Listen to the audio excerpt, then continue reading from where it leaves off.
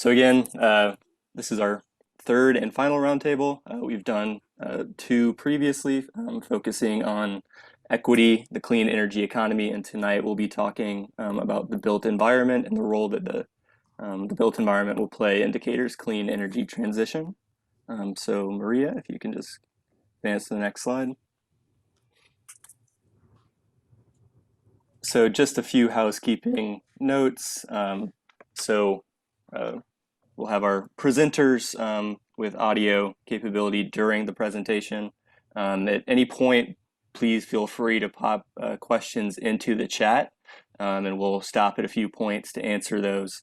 And then we will have some time for open Q&A and conversation during our community, our engagement portion of the evening. So just a little overview of our agenda today. We'll talk about where we are in the clean energy planning process. We'll talk about the role of efficiency in the built environment in our clean energy transition with the folks from Greenlink Analytics. Spend a few minutes talking about potential policies with some of our local experts and guests, and then we'll move into our engagement activity. So, thanks, Maria. One more. So as you may know, throughout the 2020 strategic planning process for the city, residents and stakeholders really focused on the need for climate action as a top priority. And with that, they provided a list of recommendations to help both the city reduce its contributions to the climate crisis and prepare for the impacts that we know are coming or already here. At the top of that list was setting clean energy and greenhouse gas reduction targets for city operations and the broader Decatur community. The Clean Energy Plan is meant to set goals and create an actionable framework for reaching them. So again, tonight we'll hear a little bit more about our current picture of the built environment and its energy consumption indicator, and then possible pathways that we can take to address that.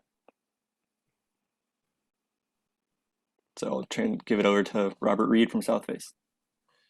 Hello, everyone. Thank you all for attending. And for those of you who have been in attendance in the previous ones, you're going to see a little bit of the same things, but we are going to have a little bit different set of data about the built environment here at the end of this. But for those who are new, just a quick recap of what is clean energy. Clean energy, generally speaking, is anything but those something that causes smokestack emissions. We tend to think of it, generally speaking, as solar and wind, solar energy and things, other energy sources that don't have particularly carbon attached to them. Nuclear being one of those that is usually outside of the definition, but it's always a debatable sort of addition to that.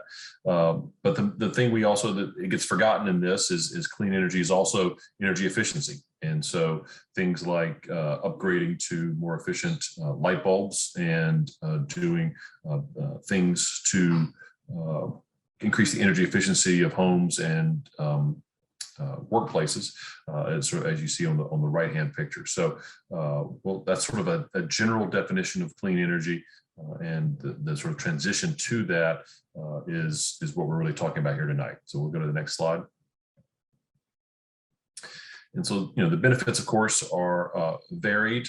We had a great discussion with several stakeholders and really pointed out the importance of the improved public health. It's easy to forget that we all, the air we breathe contains those emissions from the power plants, and we've done a good job of getting some of the most dangerous elements of them out, the nitric oxides and the sulfur dioxides and the like. And but there are still a lot of negative health effects caused by the emissions that remain, and so there's a huge benefit to going that way.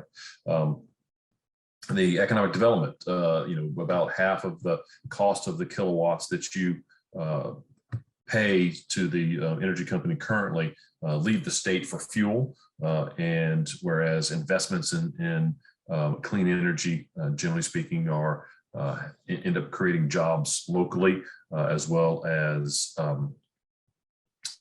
benefiting local companies. And so the economic development benefits are tremendous. The reduced energy burden, it's easy to forget that even though Decatur is a more affluent community, there are many lower income households, and the percentage of their income that is paid to energy bills can become a very big burden, and clean energy tends to reduce those. And then improved housing. We'll talk a little bit about this.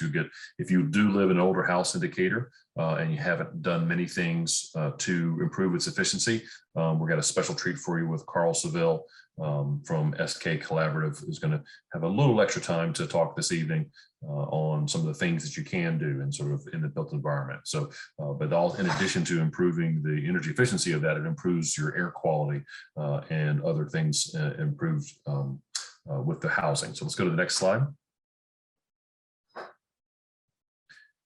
So the current greenhouse gas emissions, we've sort of covered these, and they'll be in detail as we sort of go into the planning charrette here on March 8th and 9th. But it is there is a very big component of electricity and natural gas usage that that business as usual approach is going to give us some benefits, but ultimately it is not going to be enough to have a substantial offset. So let's go ahead and go to the next slide. And here you can really sort of see the current uses and the trends. This is the business as usual case. And so as a percentage of the total generation, whereas the overall, the first slide was more about the overall, this is the percentage of the total. And these are things that are filed with the Public Service Commission as far as intentions going forward. And the last bar is actually just a projection, but ultimately we are anticipating that the benefits of PV and the continued increase in natural gas and nuclear will begin to offset coal substantially by 2035. But still, we have some ways to go on that, just in the baseline case. So next slide. And so creating a plan to get us there is what we're here tonight to do. We'll tell you a little bit about the charrette that's coming up, but there's some other cities that are very working very hard on these things. Clean energy in District of Columbia is a substantial effort. They're very far along in many of their initiatives.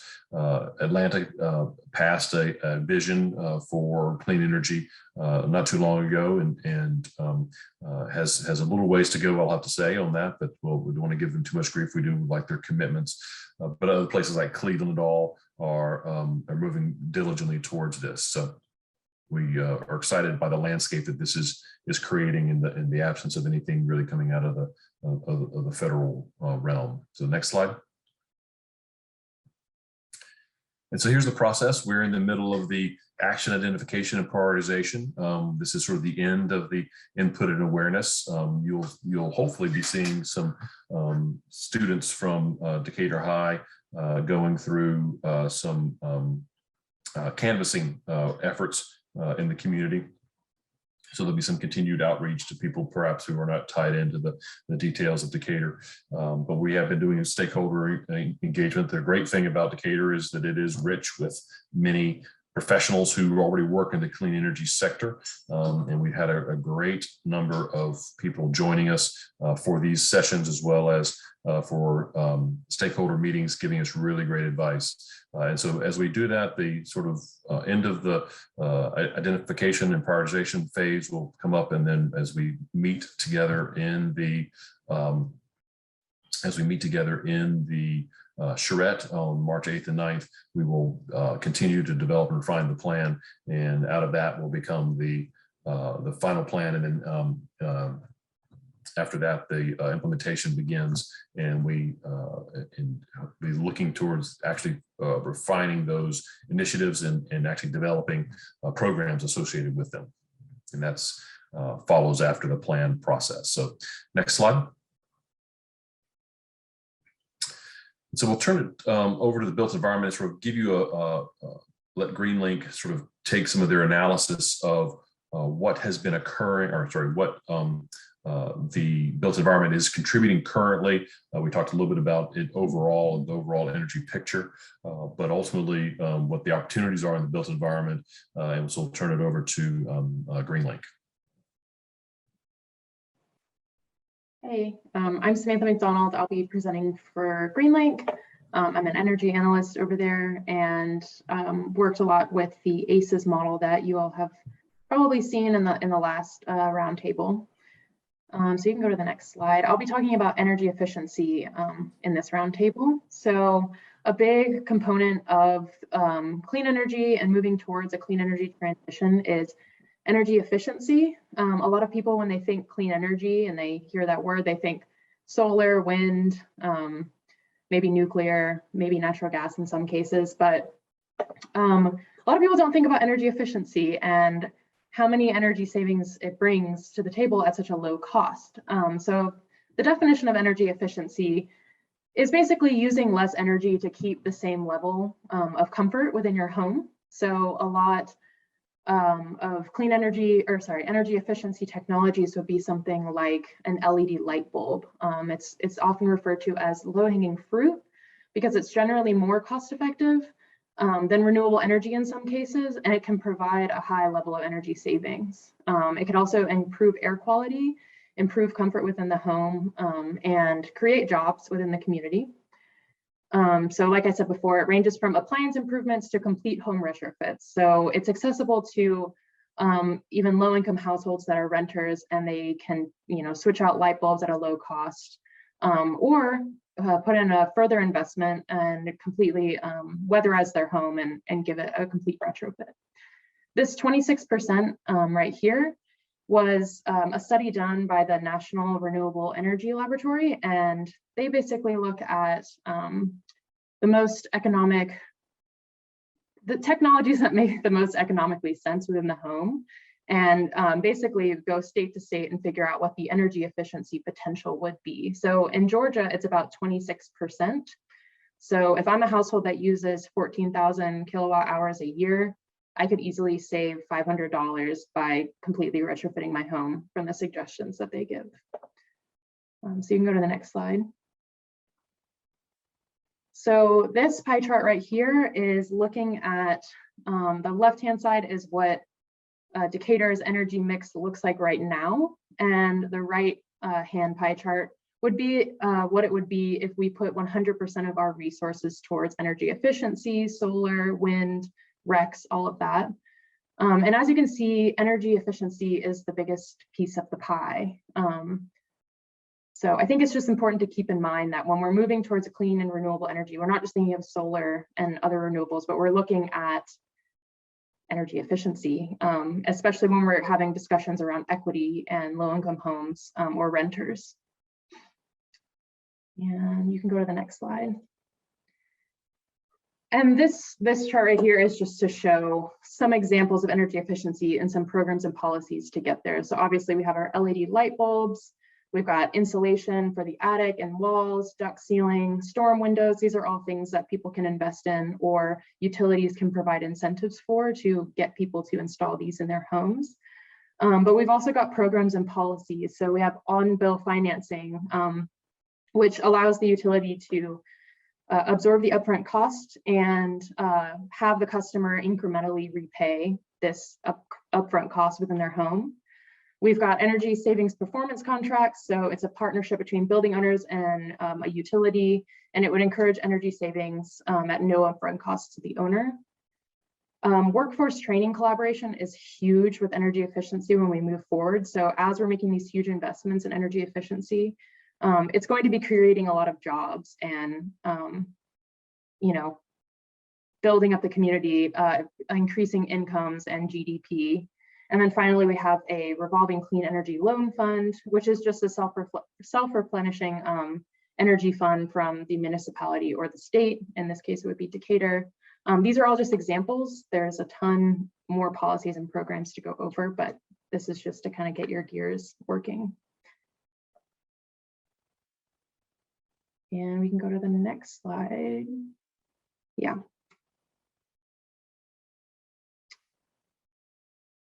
Sorry, Maria. Is this still Greenlink right now, or? I mean, I can talk about energy burden. I'm sorry. So energy burden, a lot of times when we're talking about this plan, it's defined as the percentage of household income spent on energy costs. So within Decatur, we're seeing an energy burden of about 4.1%.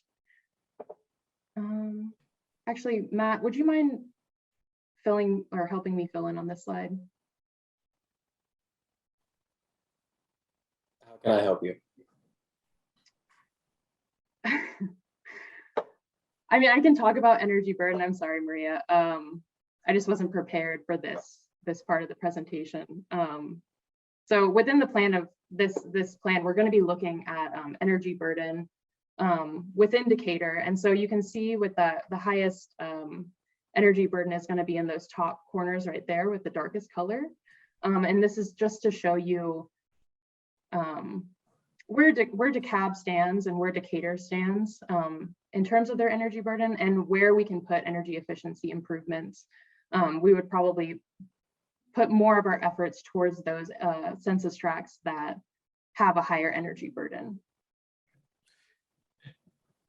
So Samantha, I think that one of the things for us to remember is that even though, as we mentioned earlier, that even though that Decatur is a more affluent community, there are plenty of residents who have the potential for being positively impacted by energy efficiency investments. And so I think that that is another sort of reason to for us to sort of understand the sort of potential for energy efficiency and how it can help a very wide spectrum of residents in Decatur. Thank you, Robert. Sure. And so, and one of the other things we can sort of talk about a little bit is the difficulty of this. This is not an easy set of solutions. It is, as this sort of slide sort of helps out with, you know, the cycle of the energy burden is problematic. That it, you know, you end up with a sort of a split incentive, especially with landlords who aren't paying the bills and really have no interest in necessarily making energy efficiency investments. And so that's one of the challenges to this.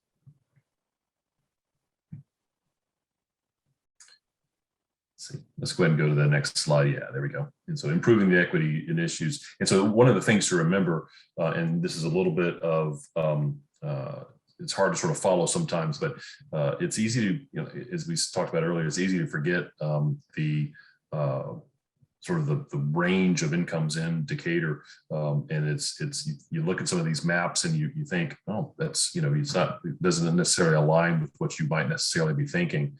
But it is the reality that the core of the housing in Decatur is a lot of the housing in downtown Decatur is managed by the Housing Authority.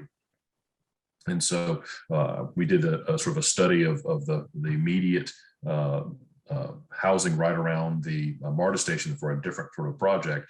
And it was very revealing that the majority of the housing majority of the households are in this sort of energy burdened, potentially energy burdened from this. Now, of course, Decatur, since that some of that study has built, you know, I'm sure many of you have tracked the construction of many of the condos and apartment buildings in downtown Decatur. And I think that the opportunities that probably has shifted substantially, but regardless, it is something for us to take into account as we look at the potential for energy burden.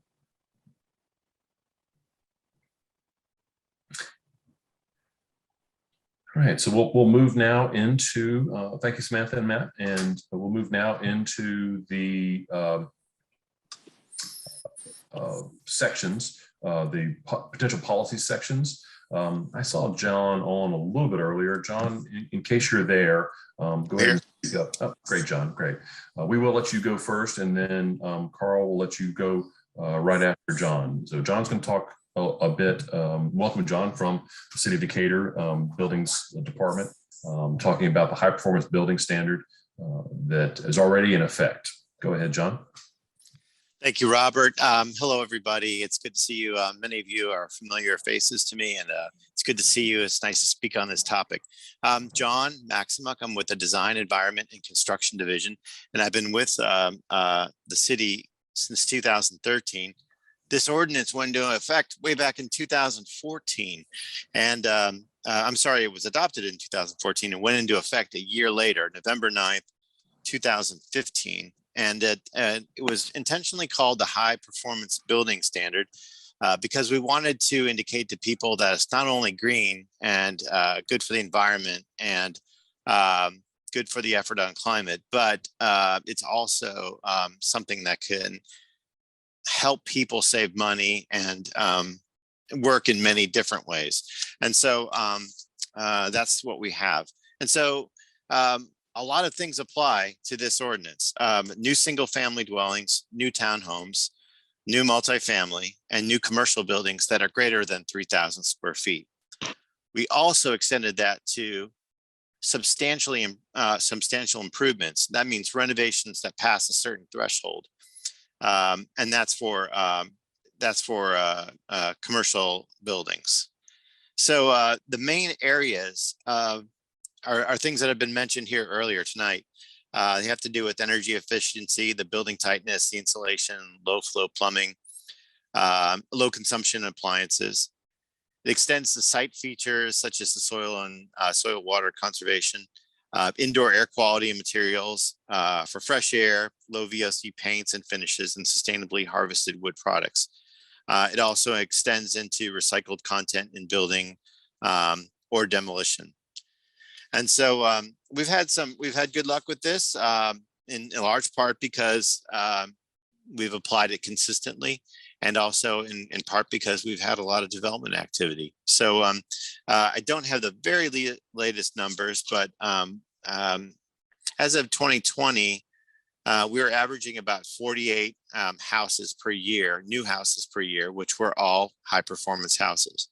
That number varies throughout the year. In 2019, 2020, we only had 26, but a few years prior, we were up over 100. When you see the large buildings that have gone up, like Modera, downtown Decatur, that building is 100% high performance building. And so the way that the program works is that it starts with registration and a worksheet for the builder, a first visit, and then a final inspection and sign off. There's a lot more to it, but in general terms, that's how it goes. And there are people who are on this meeting who are actually involved with the program directly, I believe. And if you'd like to know more, we can get into it. Currently, we have an acting building official. We're recruiting for a building official in the city. But the home for this project within design, environment, construction is the building official position. And so I just kind of wanted to point that out. And we give people the choice of Earthcraft, LEED, and Green Globes. So I can try to answer any questions you might have or take any comments, or we can move on to the other areas. Thanks, John. Well, if anybody has any particular questions, please feel free to put them in the chat, and we'll be sure to address them as we get closer to the end. And John, I know you have another commitment, so if you can stick around as long as you can, that'd be great. But we'll move on. And as you mentioned, the people directly involved in the sort of delivery of the high performance building standard includes several local companies, SK Collaborative being one of them. And so Carl is going to talk about that. He's not the building performance standard, but the opportunities that you can do around your home that maybe would not necessarily induce the high performance building standard. And so we'll let Carl take it away. And he does have some visuals we're going to share. So Well, the real question is here, what can you do with your old house? So Carl, please take it away, and we'll just ask for the next slide when you're ready. Yeah, go ahead. Next slide, please. Thank you. My firm, SK Collaborative, does certify buildings under all these various standards. And just to clarify what John said, in addition to the three he mentioned, the National Green Building Standard is one of the programs that's available for all residential buildings. So I'm just going to talk a little bit about what you can do with an old house, very briefly. Probably the most important thing to do with an old house is to seal your attic. If anybody has an old house, if they go up in the attic, they'll probably find these conditions, leaks around receptacles and lights. If you have a closet in a very old house, it's probably got a ceiling that looks like that, which is kind of a mess. It has to be sealed up at the attic line and filled. But the real key thing is to seal all the air leaks and then insulate. If you just add a lot of insulation on top of the leaky attic ceiling, it really doesn't serve a lot of purpose. The other piece of it is you can seal what in that process, you can caulk around all the registers and the lights and things. You can do some of this from the top, some of this from the bottom, but the air sealing is as or more important than the insulation in an attic. And getting the attic sealed and insulated thoroughly from between the unconditioned attic and the house is very critical. Next slide, please. The next thing is really important is your HVAC system. You really need to seal the ducts. And what we see a lot is the ducts do not get sealed very well. The picture on the right is what we typically see, where they actually put a lot of goopy mastic on the insulation, but don't actually seal the ductwork itself. You have to make sure that it's very clear that the ducts themselves are sealed. And that's basically where metal connects to metal, metal connects to flex liners, and generally not on the insulation. And if your ductwork is in an unconditioned attic or an unconditioned crawl space, this is especially important because it gets the heating and cooling where you want it and not in the unconditioned space. Next slide, please. It's very important to vent your kitchens and bathrooms to the exterior. This is not so much an energy issue, but this is a health and comfort issue. And this is an example of a bath fan in the installation process. The ductwork should be very straight and very direct to the outdoors. More often than not, I see very thin, flexible duct coiled into corkscrews and maybe just dumped into the attic, which doesn't really serve any purpose and will tend to diminish the quality of the air and the quality of the structure itself. So make sure that your kitchens and bathrooms are vented to the exterior. There are design criteria from various organizations that can be used to meet that. This is very critical. If you have fans that are not ducted to the exterior now, have them ducted to the exterior as soon as you can. Next slide, please. Sealing the walls is probably the next thing to do. You want to seal the holes, any visible holes, seal around the outlets. And the picture on the left is really interesting. If anybody's ever seen sort of dirty carpet around the edge of their house, what that is actually telling them is you have air leaks around the baseboard of your house. So as the air moves in and out of the house, the carpet is a terrific filter and picks up all the dirt. So if you see that, the thing to do is probably when you replace the carpet, or if you replace the carpet, pull the carpet back and put a thick bead of caulk at the bottom of the wall to seal that gap around the perimeter of the house. Next slide, please. So a couple of things not to do. Window replacement is probably the last thing you want to do. Window installers will tell you that you'll save the money in a year or two. The typical payback on window replacement in our climate is 50 to 60 years in terms of return on investment. What you want to do, you want to replace your windows for comfort and convenience.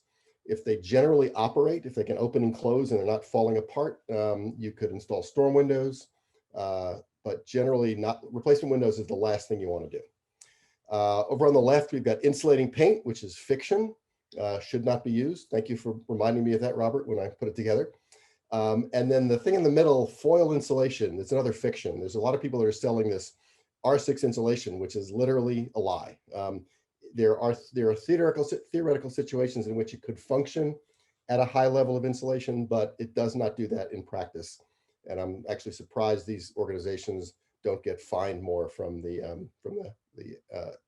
FCC or whatever by the feds in terms of the deceptive advertising practices. So be careful about, don't let people sell you these things that seem too good to be true, because they are. Next slide, please. A couple of cautions. When you do have your house air sealed and insulated well, carbon monoxide can become an issue.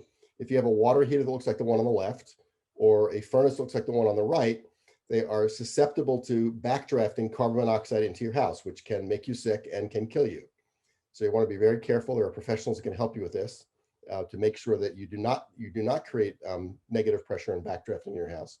But if you have this kind of equipment in your house, it's very important to watch what you do with the house in terms of air sealing. Next slide, please. The other thing, I know other people did mention wall insulation, but I do want to caution people about this. In our climate, it's probably one of the last things you want to do.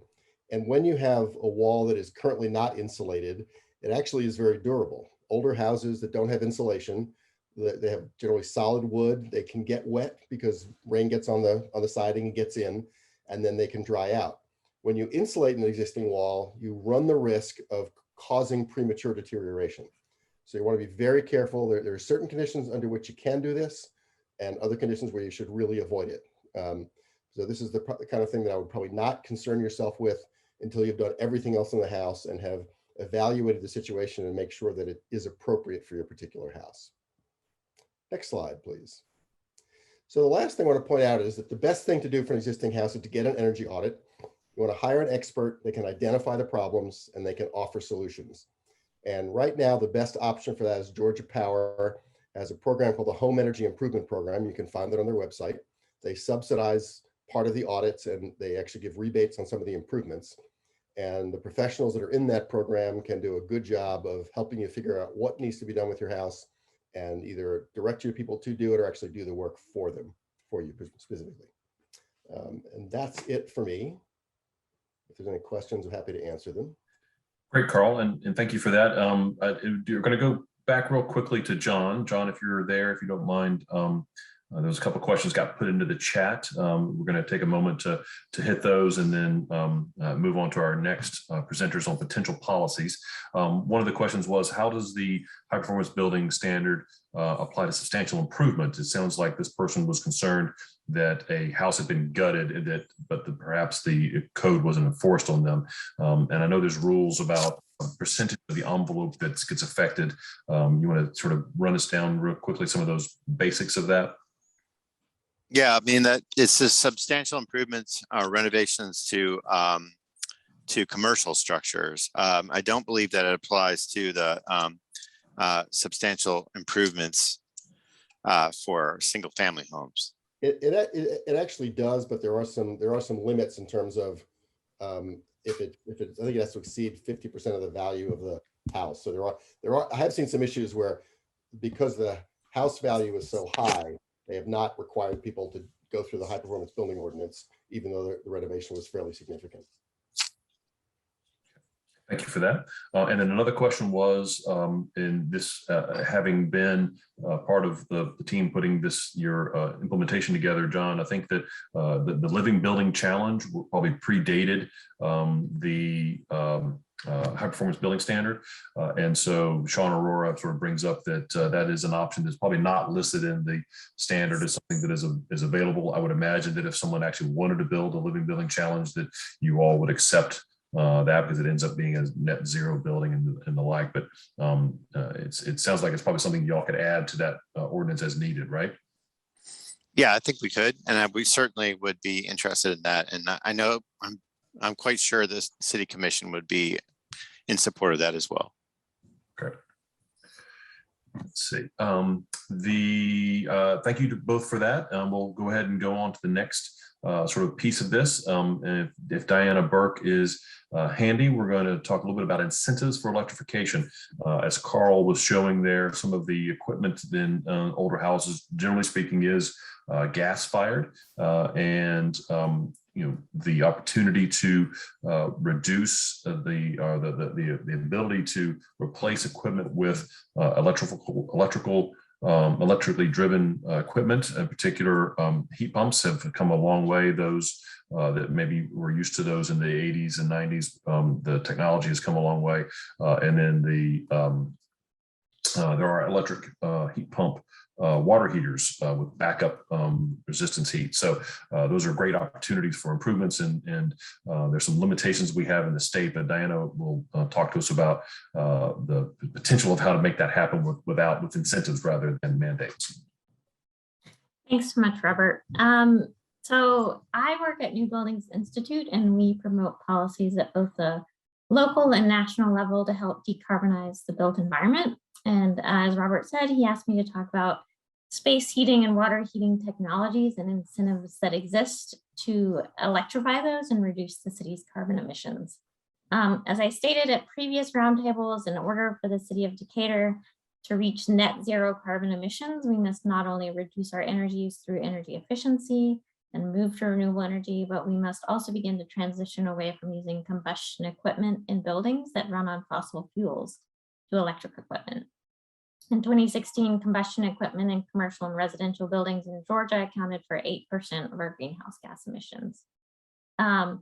Fortunately, heat pump technology has dramatically improved over the last few decades, giving contractors and building owners access to highly efficient electric heating and cooling and water heating technologies that can save homeowners and businesses on their utility bills. Improvements in electric heat pump technology means these appliances are 2 to 5 times more efficient than your typical natural gas furnace or water heater.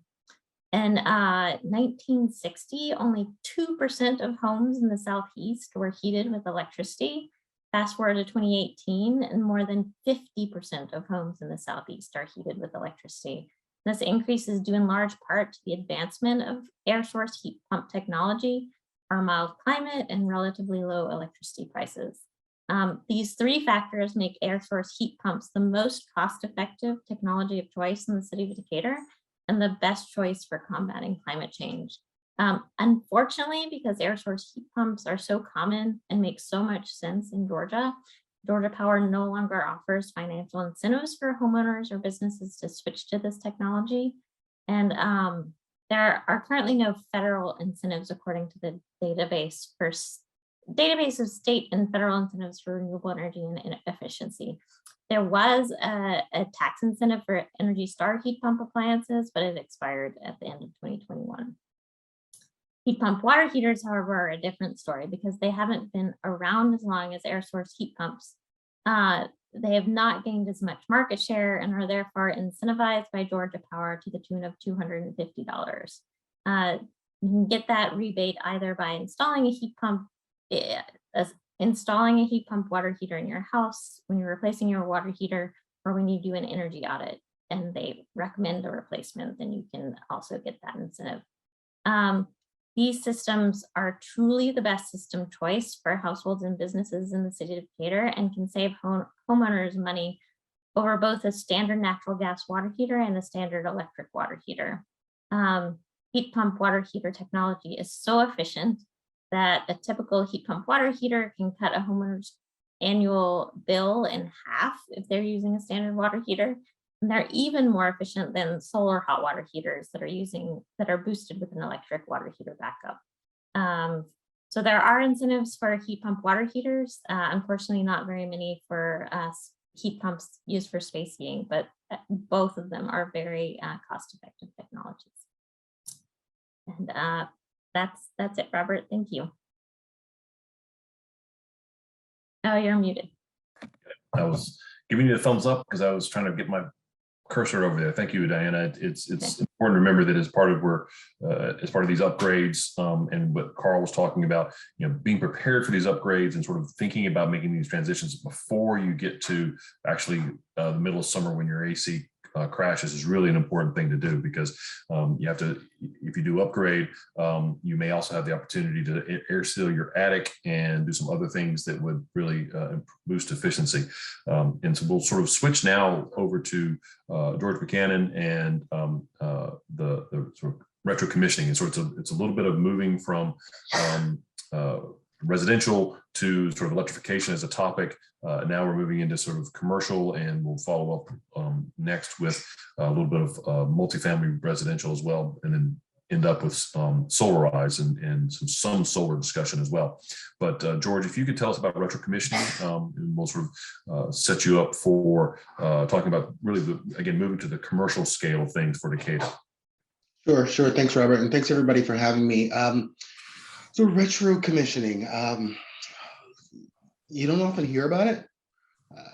When it comes to energy efficiency, energy savings, we've evolved, the industry has evolved to focus on equipment, where what retro commissioning does, it impacts your or a commercial facility's existing control system, because your control system tells your equipment how to run, when to run, and so controlling it more correctly, more effectively, is going to produce the opportunity for energy savings without necessarily having to replace equipment.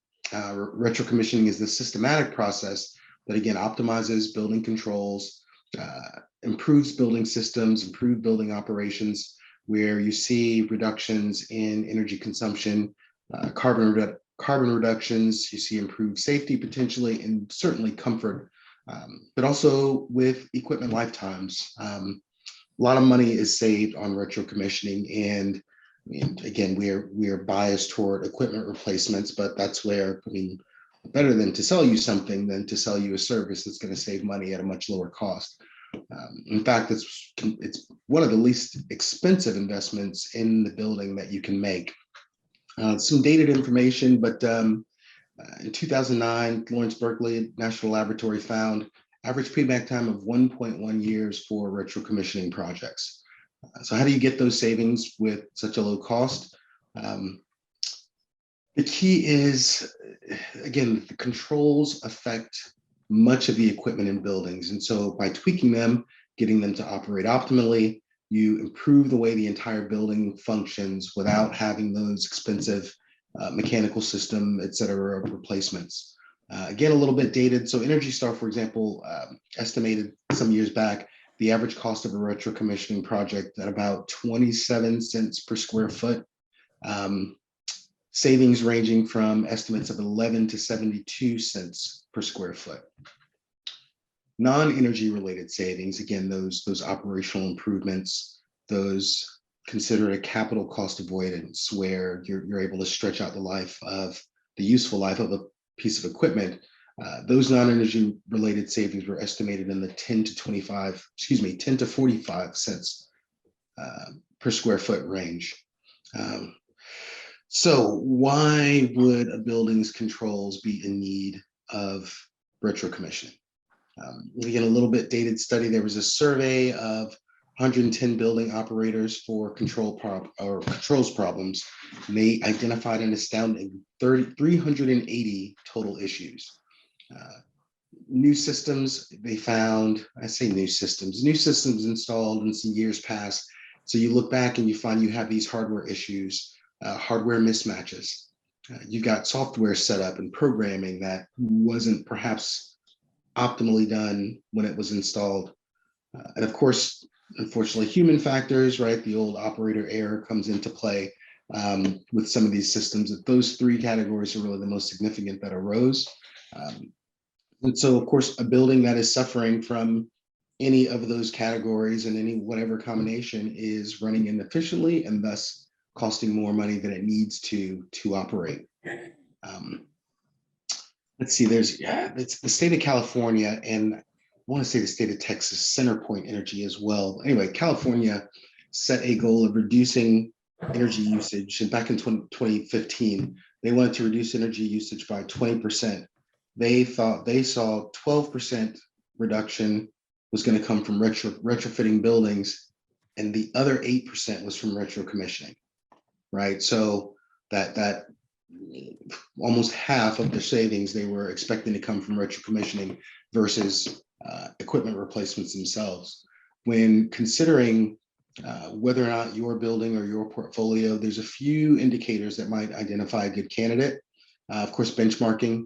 I think we all know what that is here, but if your energy use per square foot compared to other similar facilities, of course, in the same climate, normalized for weather, if you've got a poor Energy Star rating, or your building does, it's inefficient. You should look into retro commissioning in conjunction with your equipment replacement explorations. If you've got frequent equipment and control problems, it's also a good indicator for a good retro commissioning candidate.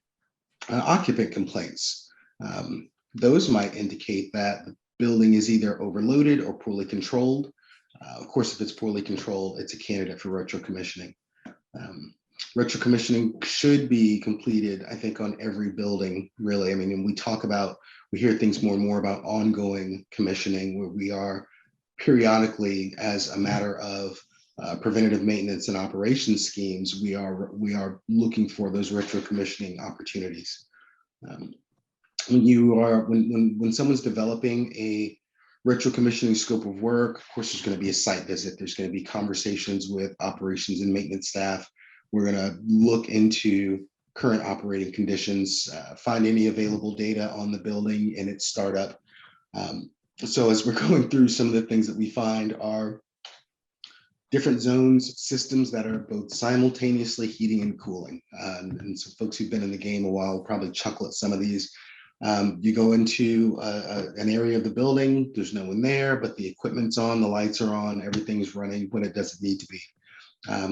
Everyone can relate to this. Improper pressurization, right? You walk up to a building, you're tugging on the door, it's not opening, but it's not locked either. The building's improperly pressurized. Piping, for example, that's hot or cold when it doesn't need to be. Short cycling equipment, just things that when you look in deep, you realize, all right, there's got to be some way to get these systems to work more in harmony, and there is. They're supposed to. That's the way the building, one hopes, was designed. So as you're going through the facility documentation, again, the operating requirements, original design documents, equipment lists, drawings, the whole 9 yards, you begin conducting this diagnostic monitoring of energy systems. You're either looking at the whole building, you're looking at end-use equipment, and in your first point of entry is the control system. You're going to those systems store all kinds of data, so you're going to start running trends to see how the different systems are operating together, and how they should be. Functional. We need to move on there, if you don't mind, a little bit. Sure, no problem. Finally, I'll just end with the next step being functional testing. You verify that things are moving when they should or not moving when they shouldn't. You get a clear idea of what needs to happen, and sensor replacements, minor equipment replacements, and there you are. And they get big results, which is the great thing. And so one of the things that we're looking at is there are histories of other cities with great policies for retro commissioning after a benchmarking requirements have been put in place, and that's something that would probably be following on the something that Decatur would want to look at as well. We'll move quickly now to the ZeroEnergyReady. Denny Blackburn with Woda Group is a affordable housing developer, works with the low-income housing tax credit program in the state and all over the country, actually. And they recently executed, with some help from Southface as a tech assistant, a ZeroEnergyReady affordable housing project in the Adair Park neighborhood. And Denny, why don't you tell us a little bit about the program and why Woda Group is able to make this happen? Exactly. Well, thank you everybody for having me here tonight. As Robert mentioned, with Woda Cooper Companies, we are a national leader in the affordable housing market. Affordable housing is very often, workforce housing, essential workers, senior housing. It's not necessary. I hate the fact that it's financed by low-income housing tax credits, because it's not necessarily low income. It's people that earn a decent living and need to live in a decent accommodation. I'll jump straight into the actual property that Robert was talking about, Adair Court. It's in the Adair Park neighborhood, right opposite the West End MARTA station. We went in there, we built 91 units of senior housing, 69 one-bedroom and 22 two-bedroom units. It's a new construction. And we have done a lot of, the group we've done a lot of lead development. We've done some Earthcraft, we've done Energy Star Multifamily, Enterprise Green, the National Green Building Standard. We've done a lot of different ones. And this was one of our first ZeroEnergyReady programs that we did for homes. And the message I like to give is it was really, it was not painful from the development perspective. It was really quite, I'm not going to use the word easy, but it was really very manageable to sort of put in place.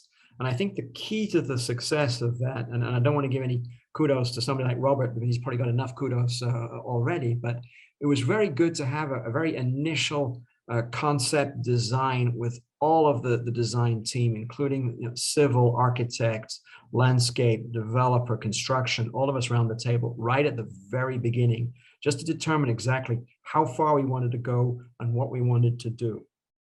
And I think as we went through the process, then I think it was very important too to make sure that we actually explained what we were doing to all the subs that we were involved in the transaction. I think we've seen a lot tonight. We've seen some great things of all of the energy insulation and things like that. There's so much that can be done when you're building something correctly the first time. Do it once and do it correctly. So we were able to get that in place. Then once it was in place, we entered into an agreement with Cherry Street Capital to actually handle the actual solar facility.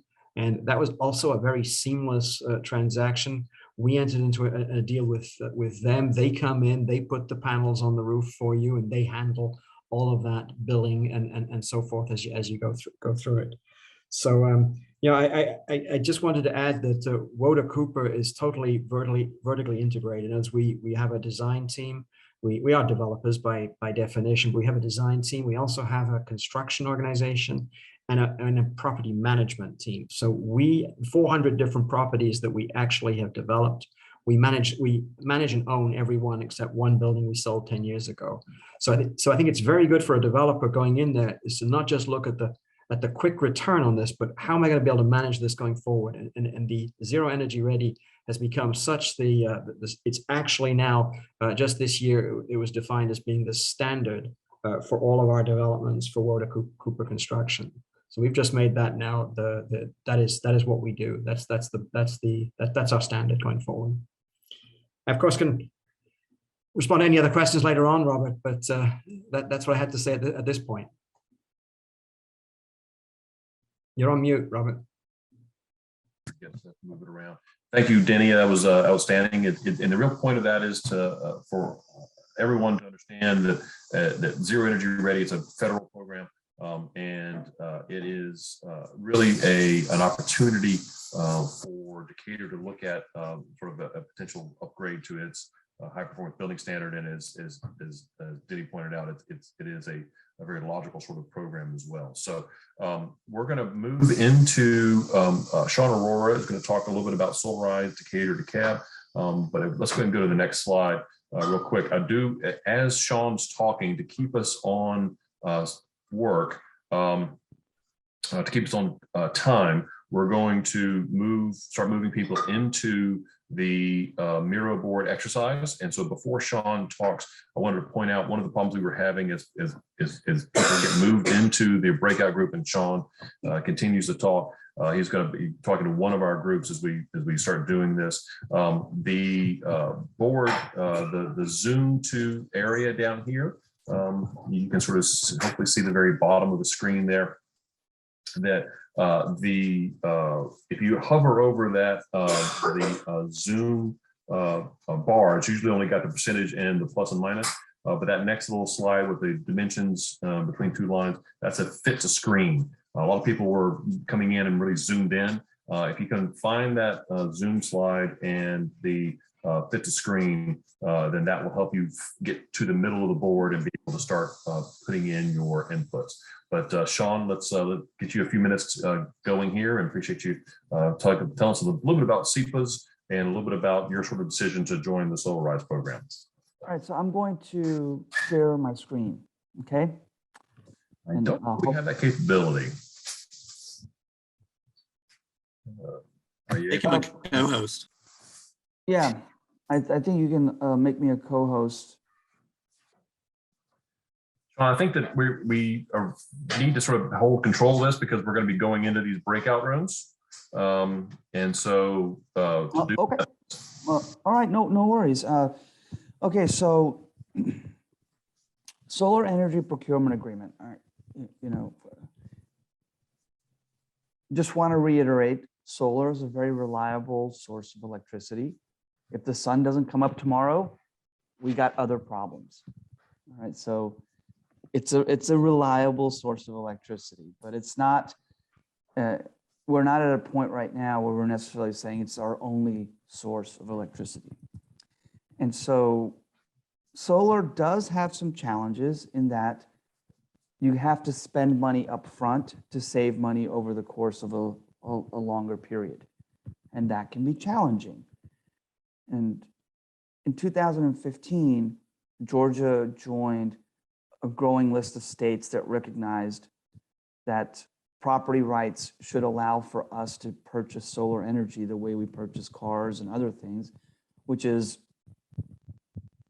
you can lease it. You can get the benefit of it without paying for that asset. In the rest of the country, that's called a power purchase agreement. In Georgia, it's called a solar energy procurement agreement, but they're effectively the same.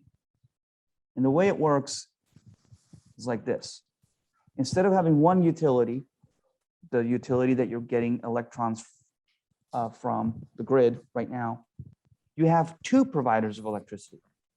One is Georgia Power, in our case, and the other would be the owner of a solar system that is located on your property. So the solar system is owned by another company. It is managed by another company. It is serviced by another company, and you're buying solar electrons from that company, that solar system that's on your property at a fixed rate over the duration of the contract, and only at nighttime or when you're pulling more electricity than the solar system can provide do you pull electrons from the grid. And this is just free market economics, and the law has been applied not by residential customers, it's more by campuses and big utility consumers, including right here in our backyard. Emory University has got about a 5-something megawatt arrangement with Cherry Street. City of Atlanta also has an arrangement with Cherry Street. They're getting solar electrons without having to own the solar asset. Now, the great thing about this for any commercial entity that might be listening is that the solar now sits outside of your project costs because you're not buying the solar. It's not in your upfront capital. It sits outside. Okay. Again, really, really good approach for commercial applications. In our state, probably not a good approach for residential application. What's a better approach for residential applications is getting the advantage of bulk purchase, the lower costs that are needed for, rather the lower costs that you get to take advantage of when you buy in bulk. So that's where this idea of Solarize came about. It's allowing homeowners to pull together and get the advantage of bulk purchase power. Decatur had a Solarize 1.0, which I was a member of, a participant of, and a Solarize 2.0. And here's how it works broadly. First, you set up a lot of hype. There's a committee, you select your vendor, you get a package deal, you cut through all the complications of what kind of solar panel should I buy? What kind of battery do I buy? You say, nope, here's what you get. We vetted it. Here's your installer. Here are your 2 options for solar panels. Here are your 2 options for batteries. Boom. Well, you still don't get the advantage of bulk purchase, but what ends up happening is there's a first tier, second tier, up to maybe 6 tiers. And the folks who go in tier 1 are paying the highest amount per kilowatt hour. Let's just say it's $3. But then at a certain point, there's one customer who's going to come online, and it's going to take the number of customers to the lower tier. Let's say that's 290, and then the lower tier, let's just say it's 280. And wherever you end up, the goal is to get to the lowest tier, let's just say it's 230. Everybody gets a rebate. And what that does is starts building momentum. Well, if my neighbor's doing it, then maybe it's real. And then there's an announcement that now you've dropped in tier. Oh, okay, whoa. And then it keeps on dropping, but there's a cutoff date. If you don't get into the program, the campaign, within a certain amount of time, boom. So there's a FOMO, there's fear of missing out. So I don't know if Mike Barczyk got his solar system through Solarize. I think he did. Gary Garrett, who's the the Garrett's, Patty Garrett's the mayor. They got Solarize. They got the solar system through Solarize 2.0. So Decatur's had two very successful Solarize campaigns, and Thank you, Sean. yeah, that's pretty much it. Really good. We're going to start moving into the Miro board breakout session. Thank you all. We had a great session in our breakout room, and thank you all for your good comments. It is always, and this one in particular was very, very helpful. It's really impressive how many folks involved in the built environment and in green and clean energy policies are in and around Decatur. So we're very appreciative of the high bar that you all set for yourselves, as well as the high bar you're setting for your community. So thank you for that. And it's really been great to work with you all on all this.